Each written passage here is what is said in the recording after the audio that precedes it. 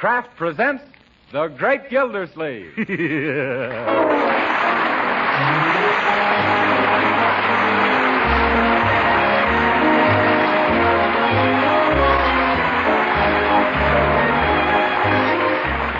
week at this time, Kraft presents from Hollywood, California, Harold Perry as The Great Gildersleeve, written by Leonard L. Levinson.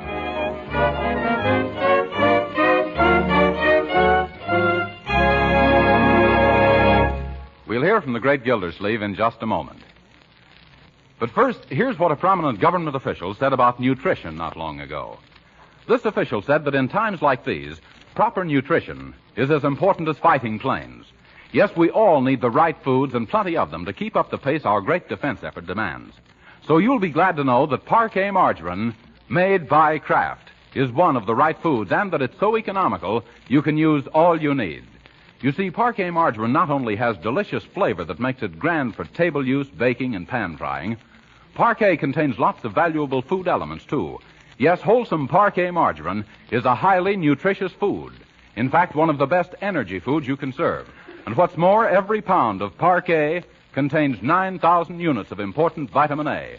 But just because Parquet margarine is good for you, don't think it isn't good tasting. Why, Parquet's delicate, appetizing flavor has made it a favorite with families all over the country, both for table use and for cooking. So try it. Buy a pound or two of delicious Parquet margarine tomorrow. Yes, ask your dealer for Parquet. P-A-R-K-A-Y.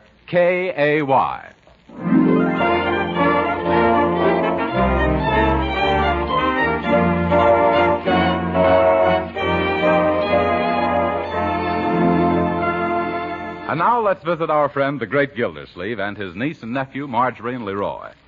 They're trying to entertain a friend of Marjorie's, Oliver Honeywell, a chap who's taken so many pills that he's beginning to look like one. Today, Oliver is the man who came to lunch and stayed through tea and dinner. It's after 9 now, and a quiz game is in progress.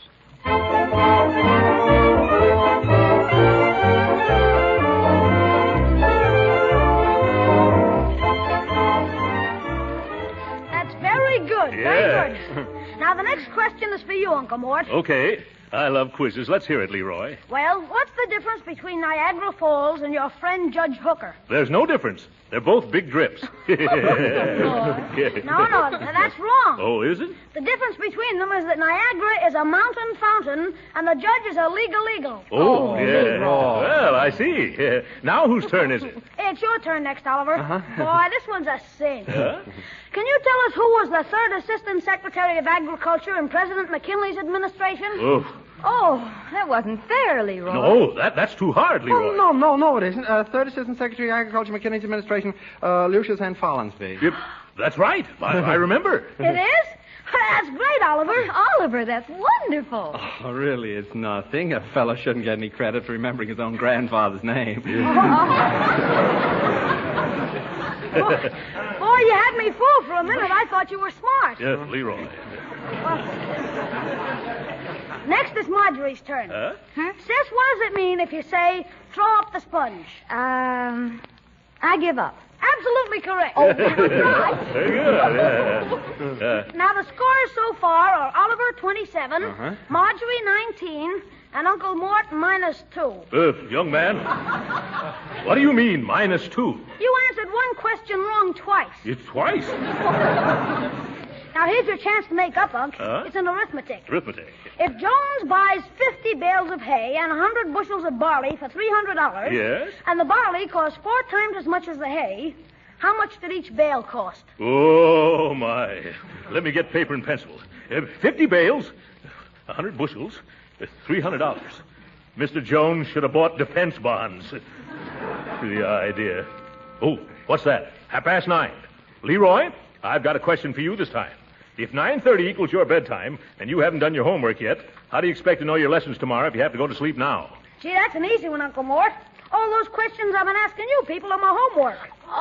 It's all done. It is? You're a bright boy, Leroy. Say, can we just finish this game, Uncle Mort? Yeah, I sort of lost interest in this game. I thought it was fun. You would. Now scamper off to bed, Leroy. Gee whiz, I'm not a bit sleepy. Why can't I stay up? It's the same thing every Sunday night. First Jack Benny, then Charlie McCarthy, and after that trying to get Leroy to go to bed. But, Uncle Mort, you stay up a lot later than this. Why can't I? Because you're growing, Leroy, and I'm not. No, maybe not in the same direction as I am. Stepping up, Leroy. What? Let's leave Uncle's waistline out of this. You leave it out. You brought it in. Yep. Children, let's drop my waistline. It's dropped too far already. Yeah. Good night, young man. Oh, are you going to bed, Uncle Mort? Sweet dreams. No, you're the one who's going to bed. Yes, and let's not discuss it anymore. But... That's all, brother. But it isn't fair. It's not democratical. I'd like to stay up as late as everybody else. Well, let me see. Can I, Uncle Mort? Promise to go to bed the minute we do? Gee, of course I promise. Then you can remain up as late as Marjorie and I. Boy, that's keen. Well, I'm pretty sleepy right now. How about you, Marjorie? What? Oh, yes. I can hardly keep my eyes open. Yeah. Oh, I catch on. It's a trick to make me go to bed now. You've made your bed, Leroy. Now get into it. In that case, maybe I should... I'll get it. Well, if that's my mama, you tell her not to worry, Leroy. Hello? Oh, hiya, Pig. Yeah, It's for me. It's Piggy Banks. Piggy Banks. What'd you say, Pig? What for? Oh, no, Uncle Mort wouldn't. Huh? No, I wouldn't even ask him. Oh, it's too bad, Pig, but that's the breaks of the game. Goodbye. I don't want to intrude in your private affairs, Leroy, but what is it Piggy Banks wanted to do? Oh, he wanted to come over here tonight to carve out his pumpkin for Halloween. Well, I'd have no objection to that. Yeah, but he wanted to use you for the model. You go straight to bed, young man. We're all going to bed now. All right. Well, in that case, maybe I should. Yes, you should, Oliver. Oh. Good night. Marjorie, don't let Oliver forget his overcoat tonight. It's awfully chilly, and he might catch something he hasn't got already. Mr. Gillsleeve, I didn't bring any overcoat. I didn't expect to be invited for tea and dinner, too. Invited. Oh, my. I hate to think of you going clear across town on the streetcar. Oh, Midgie, the streetcar doesn't bother me. It's the waiting and the walking. Yes, and in the dark, too. Say, why don't you stay here for the night, Oliver? Oh, that's a splendid idea. Where can we put him, Uncle Mort? On the sofa in the study. It's the kind that collapses into a bed. Oh, no, thanks, really. I don't think I should. Why not? I'll fix you up with a pair of my pajamas. Oh, I don't think I could sleep in a strange pair of pajamas. Yes. Besides that, don't you think they'd be a trifle large? Oh, come, Oliver. It'll be fun. Like sleeping in a tent. Yes. Well, I'll bring out a couple of spare blankets and a pillow. Oh, Yes. never mind the pillow, Midgie. I'm allergic to feathers. Feathers? Is that so? Oh, yes. You know, I have it so bad I even break out with spots when I eat chicken broth. Well, you better telephone your parents and tell them you won't be home tonight, Oliver. Oh, yes, I better. Otherwise, Mom'd have to send Pop out to look for me. Then she'd have to go out to look for Papa. Well, I'll get the blankets. Thanks. Oh, hello, Mama. Mama, this is Oliver. Yes. What's that? Papa's been out looking for me already. Well, it isn't 10 yet, Mama. Oh, he wanted to get an early start. You better go find him, Mama. Try the place on the corner. Oh, not the drugstore, the place in the other corner. I don't know why he always goes there. I never do. Well, you just push open the doors and call in, that's all. What? Oh, I'm still at Midgie's house. Yeah, Mama. They invited me to spend the night here on account I didn't bring an overcoat. I did? I must have left it in a streetcar, huh? Well, I got my pills. Don't worry, I'll keep out of drafts. Good night, Mama. Poor Mama. You know, she doesn't seem to realize that I'm a big boy now. No, it's very hard to believe, Oliver. Oh, I almost forgot. Here. What's this nickel for? Oh, for the phone call. I never like to be under obligations to people. Yes, I can see that. Everything's ready for you, Oliver. Yeah, go right in and make yourself comfortable, Oliver. I'm going to lock up. Oh, be sure all the downstairs windows are fastened, Uncle Mort. There have been some burglars in the neighborhood lately. Burglar? Oh, don't worry, Oliver. Go right in and get ready for bed. If a burglar ever saw you in my pajamas, he'd put back everything he took. I wonder who built these windows. The Pullman Company?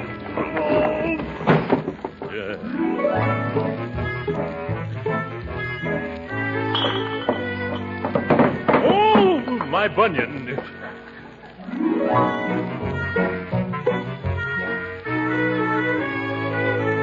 Oop, almost forgot to wind the kitchen clock. Somebody already wound it. Oh, excuse me, Aesop. I didn't mean to step on your tail. Now, Scat Cat, scram, go, outside. Yeah. Everything locked up tight, Uncle Mort? Yes, a burglar would need 3 policemen to help him get in here. Excuse me, I guess it was the company we had for dinner. Well, see you in the morning. Huh? Good night, Uncle Mort. Good night, my dear. Good night, Uncle Mort. What, you still up? Good night, Leroy. Good night, Uncle Roy. Good night. What's that? Who? Oh, good night, Oliver.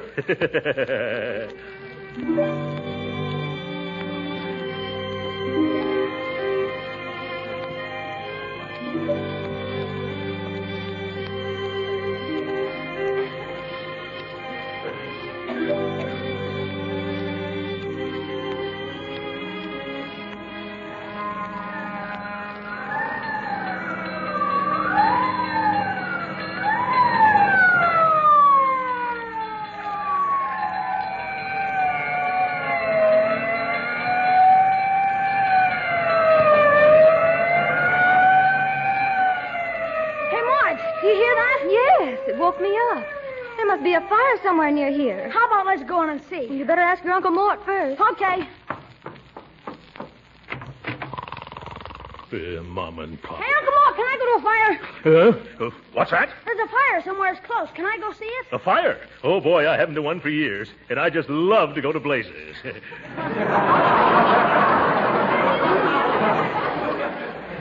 hurry up, Uncle Mort, hurry. No, not that door. That's the bathroom. Oh, excuse me. I should have known. This way. Yeah, thanks. Now, let's hurry outside, or the fire will be out before we are. Gee, this is fun. Huh? Hey, Marge, let's go. Here's Uncle Mort. Yeah, let's get Oliver. Do you think he'd be interested? Sure, it'll be a tonic for his nerves. Oh, Oliver. Yes, Mama, I'm getting up. Yep. I'm not your mama.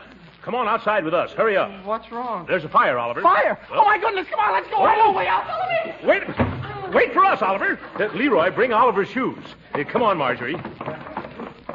Hey, Oliver, come back here. Where's the fire? It's somewhere around the corner, Oliver. Is it coming this way? No, we're going that way. Come on. Here's your shoes, Oliver. You better put them on before you wear out your socks. Oh, thanks, Leroy. All right, let's not spend all night here. The fire won't wait for us, you know. Oliver, you can tie your shoelaces afterward. As you say, Mr. Gilder. Oh, On second thought, Oliver, you better tie them now. I might as well, now that I'm down. Gee, this is the latest I've been out since the night I went walking in my sleep. Yeah. Well, let's take a quick look at the fire and scoot back to bed. I wonder whose house it is. Well, we'll soon see. I think the engine's right around the corner. They are? Oh, I see a lot of people. Yes, there they are. Gee, look at all the neighbors. There's nothing like a good fire to bring out all the best people. Everybody must have gotten up. Huh? Oh, look. There's Edie Quinn, wearing the same kimono she wore to that fire last year. Yes. Don't be catty. Well, here we are. I don't see any fire. I better find out what this is all about. Let me through here, please. Excuse me, lady. Oh, pardon me, Chief, but could you direct me to the fire? Mister, I wish you could direct me. We can't find it. Oh, well, it may be a little unprofessional, but have you asked anybody? Say, that's an idea. Thanks. Oh, it's all right. Quiet, please. Let's have quiet, everybody. Yes, quiet.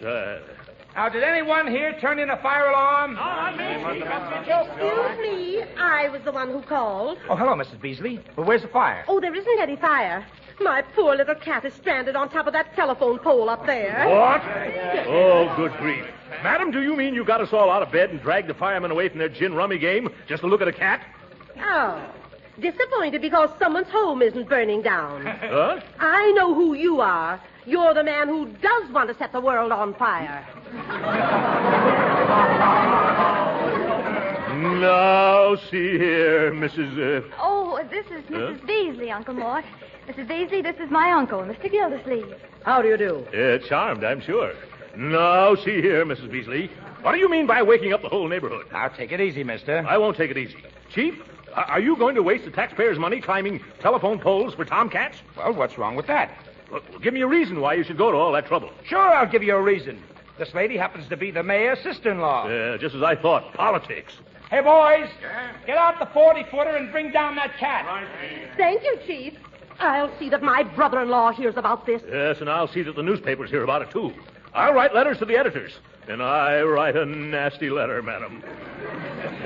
And as for you, Chief, you're paid to fight fires, not to go sky-hooting around town all night. Now, I've heard enough out of you, fatso. Yep. If you don't pipe down, I'll turn you over to the police, you big false alarm. I'm a false alarm, you little brass pole polisher. Take off that fireman's uniform and say that. Now, don't get so hot under the collar, Beef Trust, or I'll have the boys cool you up with a hose. I'm not afraid of you and all your little squirts. You twitch a thumb at me, and I'll push that tin hat of yours so far down, you'll have to breathe through a straw. Well, now you have gone too far. Gogan! Yes, Chief? Here, hold my coat. That suits me. Oliver! Yes, Mr. Gildersleeve? Keep off the grass, you'll get your feet wet. Hey, look! Look, they've got the cat down, Uncle Mort. Oh, thank goodness. Where's the lady that owns the cat? Right here, Kelsey. Now I've seen everything. The idea. Using thousands of dollars worth of fire equipment, waking up hundreds of people in the middle of the night just to snag a mangy cat off a telephone pole. Here it is, lady, safe and sound. Thank you very much. Oh, dear me, this isn't my cat at all. Well, now it isn't even her cat. Lady, if you aren't... Uncle Mort. What's wrong, Marjorie? I'll tell you what's wrong, Mr. Gildersleeve. This is your cat. Yeah. Our cat? Yes. Aesop? Is that a hot one? Oh, my goodness. Let's get home. Come on, children. Come on, Aesop. Goodbye, Chief. Thank your boys for doing a noble and humane deed. Go back to bed, you big mattress. Oof. Come on, man, let's go. I don't like the way he said that.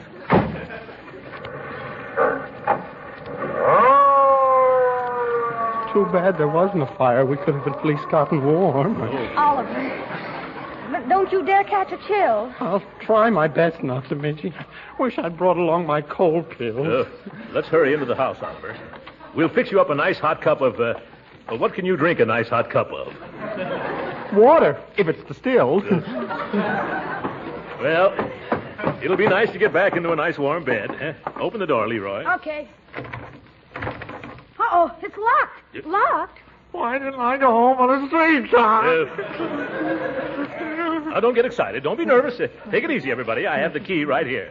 Right here in my pants pocket. Oh, no. No what? No pants.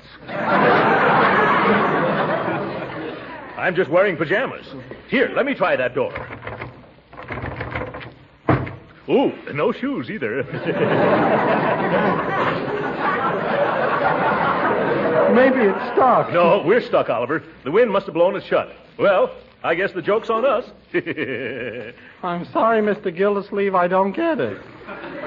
You keep asking questions like that, Oliver, and you'll get it all right. There must be a window around the side or in back that I could climb into. No, Leroy. Before we went to bed, I made sure that everything was locked as tight as a drum in a bagpipe band.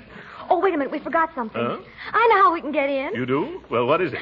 Birdie. Clever girl, Marjorie. Birdie. Yeah, come on, everybody. Where are we going now, Midgie? We're going to see if we can wake Birdie, our maid. Yes. Oh, Birdie. Oh, Birdie! Oh, Birdie! Too many birdies. Let me do it, children. Oh, Birdie. Yes, Mr. Gildersleeve. Birdie, will you please come downstairs and open the front door? Come downstairs. Open the front door. Yes, I'm locked out. And so is Marjorie and Leroy and Oliver.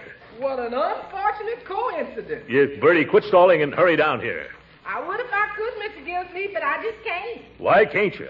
Because I'm locked out, too. What? Birdie, aren't you upstairs? No, sir, I'm right here on the back porch. Oh, this is a pretty pickle of fish. How did you get locked out? Well, I just got home from a lodge meeting. Yeah. You know, the mysterious and bewildering orders of the daughters of Cleopatra. I'm the head Sphinx. Sphinx, you are? Yes, sir. And I found the back door bolted. You know, that's contrary to the customary procedure. Yes, well, I wonder if the people next door have got a pass key. Oh, they went away on their weekend. Oh, I'm getting terribly cold. Maybe I better go home after all. no, Oliver. We'll get inside in 2 shakes of a jiffy. The only trouble is all the downstairs windows are locked. If we could only reach the second floor. I can do it. If you boost me up, I can climb this tree and then crawl out on that branch and drop down on the roof of the porch there. Who do you think you is, Leroy? A Superman man? Yes. No, I won't let you risk your neck, my boy. You're too young. I do it myself, only why ruin a tree that never did me any harm? Oh, Oh, dear. Now, isn't it too bad that we don't have anyone big enough and thin enough to come to our rescue? It's getting colder, isn't it? You know, I can't help thinking what King Arthur or one of his knights would do in a case like this. Yes, I believe it is getting colder. Why, he'd leap off his horse, spring to the tree, and just swarm up to his lady love's window. If I'd only brought along some of my vitality tablets. Oh, what's the use? Oliver, why don't you go climb a tree? Who, me? Midget, you know I get dizzy spells from high places. Oliver, it's really very easy. You can do it with your eyes shut. I don't like this. Give him a boost up, Unc. Can't you see he's raring to go? Raring to go home. Come, Oliver, you've got to be brave. Pull up my pajamas. No, I mean the ones you're wearing. Yeah, now tighten your belt. I didn't say yes. You shook your head. Can I help it if I shiver in the affirmative? Well, now you take his other leg, Leroy. Okay. Yeah, careful now. Yeah, there we go. Yeah, grab hold of the branch, Oliver, right above you. Well, don't drop me. I bruise easily. Yeah. It's all right. I'm right below you. Now, just pull yourself up. No, Oliver, go the other way. You're getting out on the wrong limb. Gee, if I only had my slingshot here, I'd have him in the right direction quick enough. Leroy. Keep going, Oliver. You're doing fine. Oh, what are you stopping for now? The spring on my pajamas broke. Oh. I don't know. I'm falling. I made it. I landed on the roof. Yeah, well, congratulations, Oliver. I never thought you'd make it. How about it, Missy Witchy? Am I as good as any night? Oh, yes, Oliver, you're wonderful. Yeah. By George, for a weeknight, he finished strong on Sunday. Yeah. All right, Oliver. Now just climb in one of the windows and all our troubles will be over. Mr. Gildersleeve, Huh? I've got bad news for you. What? There aren't any windows over the porch. What? A porch without windows? I never heard of such a thing. Let me look. Well, that's one for Ripley. You better come on down, Oliver. How? I can't reach that limb again. Jeepers, we've stranded Oliver. Is that bad? Now what are we going to do, Unc? Well, there's only one thing to do. I've got to get a ladder someplace. And a piece of string. All right, Oliver. Oh, hurry, Mr. Gildersleeve. It's terribly cold up here. Yeah. The people in the back's got a nice big ladder. Yeah? Why don't you just pussyfoot over and sort of bar it? Well, thanks, Bertie. I suppose that's all I can do. Children, you just stay where you are. And Oliver, don't go away. Very funny. I'll be back just as soon as I can, Oliver. Fine state of affairs when a man can't break into his own home. Well, that's what you get for chasing fires in the middle of the woods. Oh, it's you, Aesop. Out of my way, you Siamese snake in the grass. Now, let me see. There's a loose board somewhere along this fence. There it is. Tight squeeze, Throckmorton. You should really cut out the starches. I wonder where that ladder is. It's as dark here as the back of a coal miner's neck. Who's there? Huh? Speak up or I'll shoot. Oh, hello. Don't shoot, Mrs. Beasley. It's only me, Mr. Gildersleeve. What are you doing in my backyard at this time of night? What am I doing here? Oh, yes, we were locked out of our house, Mrs. Beasley. You happen to have a ladder I could borrow? It's in the shed, and the shed's locked. Well, then, if you could find the key and kind of throw it down to me, I'll... Nerve. Waking me up, scaring me half to death, and then having the gall. What did you say, Mrs. Beasley? Wait where you are, Mr. Gildersleeve. I'll be right there. Yeah, lovely. Well, when a break at last. This time we're all set, TP. Where are you, Mr. Gildersleeve? Right underneath your window, Mrs. Beasley. Directly underneath? Yes, directly underneath. Well, then, catch.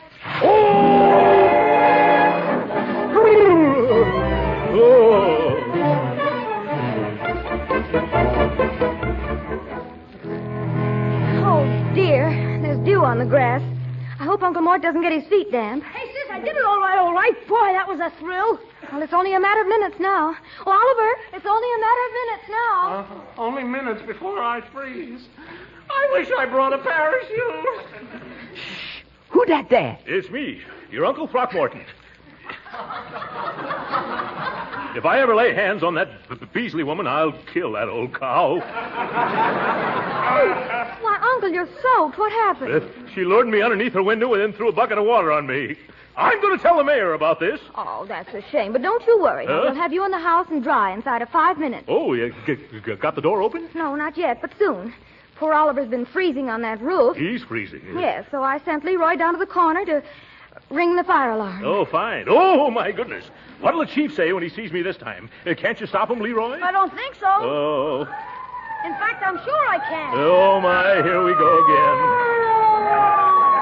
Stop right here, men. Okay, where is it? Oh, hello, Chief.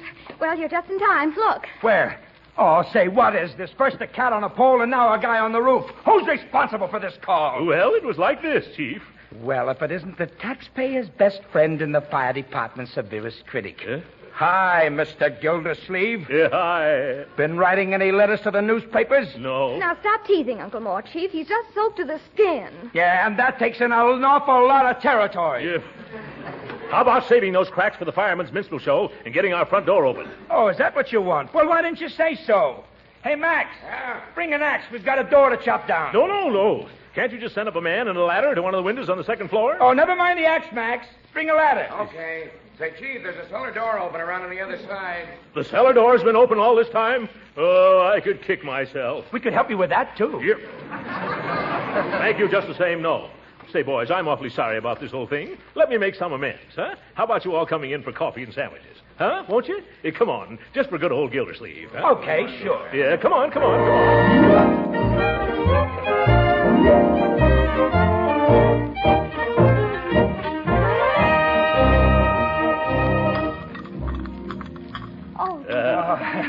Have another cup of coffee, Chief? No, thanks. I've had 2 already. You've had 4, but have another anyhow. Oh. Sandwich, Mr. Grogan? No. I'm full clear up to here. Incidentally, I made sure that cellar door was locked tight this time. Thanks, Mr. Grogan. Well, this has been swell, Mr. Gildersleeve, but now we'd better be getting back, boys.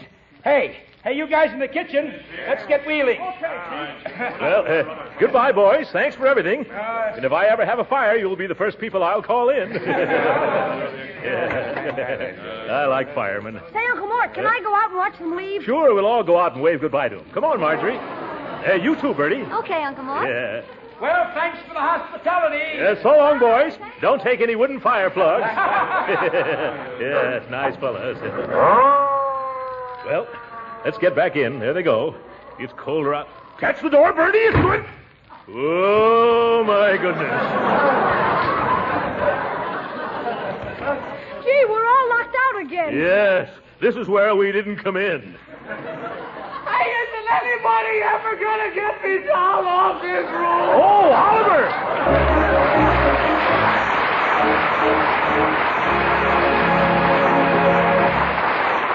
The great Gildersleeve will be with us again in a few minutes. But right now, let me remind you that next Friday is Halloween. And if you mothers are the kind that worry about the children being out and getting into mischief, here's a worthwhile suggestion for you. Keep the kids at home with a well-stocked pantry. Yes, if you have plenty of popcorn and cookies and cakes on hand, you can be sure the kids won't go very far away.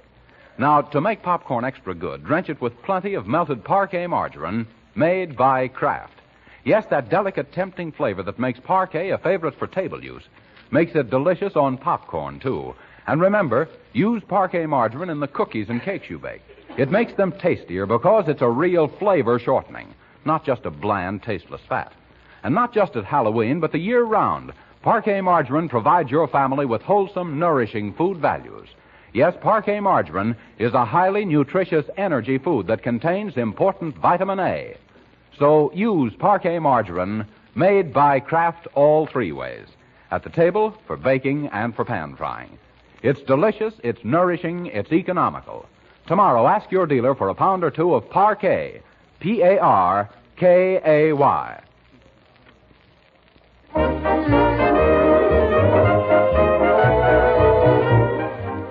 Sorry, ladies and gentlemen, our time's up. Good night.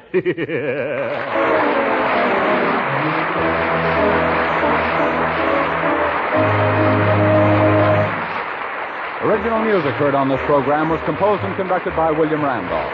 This is Jim Bannon speaking for the Kraft Cheese Company and inviting you to be with us again next week at this same time for the further adventures of the Great Gildersleeve.